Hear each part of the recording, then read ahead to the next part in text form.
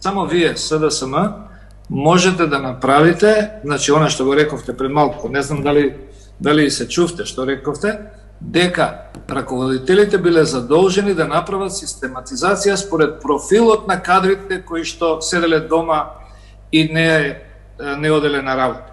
И сега во пазарен инспекторат вие го задолжувате да направи систематизација. Ама не е само пазарен инспекторат. Таму има, например, таму има 12 души со основно образование. Треба сите институции да направат систематизација за она што им треба. За она што им треба за извршување на нивната дејност. За да бидат функционални. Инаку, ако вие сега во пазарен инспекторат имате, значи, потреба од, например, 10 економисти и 10 правници, вие не можете да примите 20 професори по англиски.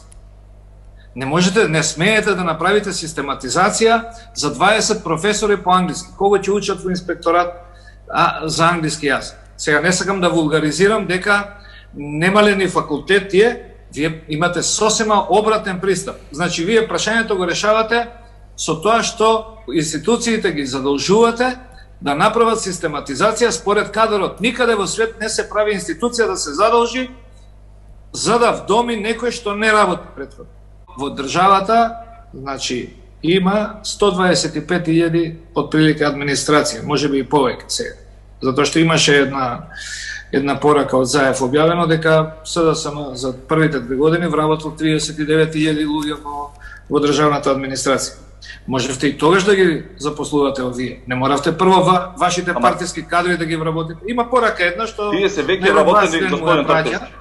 Тие се веќе вработени. Значи државата бара начин како тие да не седат дома, да примаат плата, да бидат ангажирани, да бидат продуктивни во општеството. Не можат да бидат продуктивни, не се квалификувани за тоа работно место. Немаат ни за кое работно место? Кажете конкретно за кое работно место.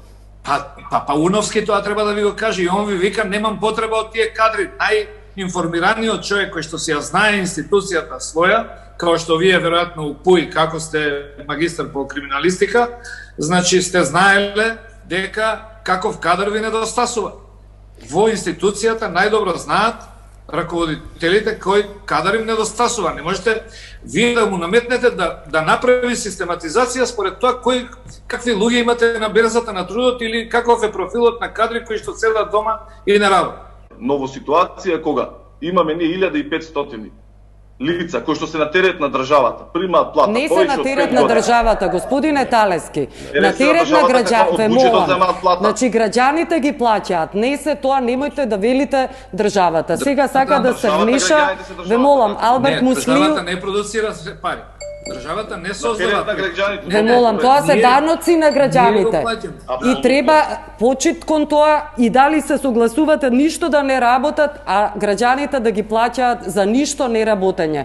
Овдека се работи само за потреба на институциите и за компетентност. Значи, директорот на институцијата која што ја води со години, кој што е очигледно професионалец, јасно и гласно кажува дека тој нема потреба, неговата институција ќе почне да се гуши.